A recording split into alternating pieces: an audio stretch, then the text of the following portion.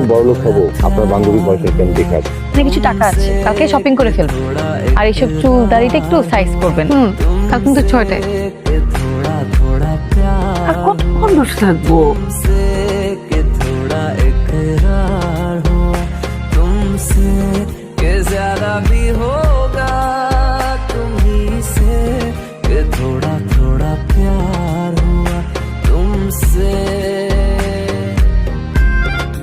আমি কি করেছি? আপনি আমার সামনে থেকে ভাগেন। প্রথম যেদিন আপনাকে দেখলাম তখন মনে হলো আমি বছরের পর বছর এই মানুষটার জন্য অপেক্ষায় ছিলাম। তার সারা জীবন আমার হাত ধরে কাটিয়ে দিই।